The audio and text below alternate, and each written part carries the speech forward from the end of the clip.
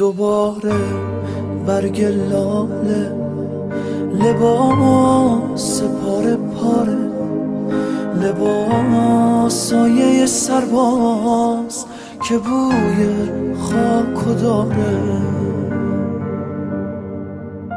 ازش چیزی نمونده بیارن توی خاکش، یه جفت پوتین پاره، یه ترکش رو پلاکش.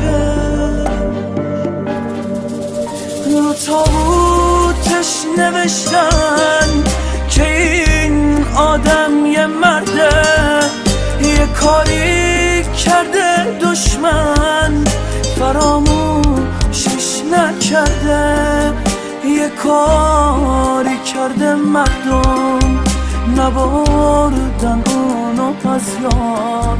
تو آتیش زندگی کرد ولی از پا نیفتاد.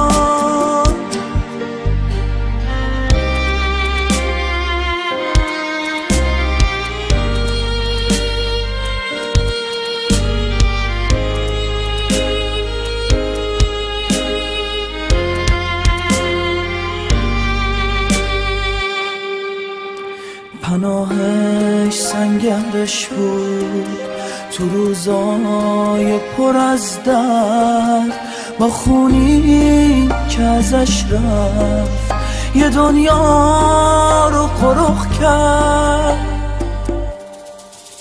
رو تابوتش نوشتن که این آدم یه مرده، یه کاری کرده دشمن فراموشش نکرده، یه کاری کرده مردم نبردن اونو از یاد. تو آتیش زندگی کرد ولی از پا نیفتاد.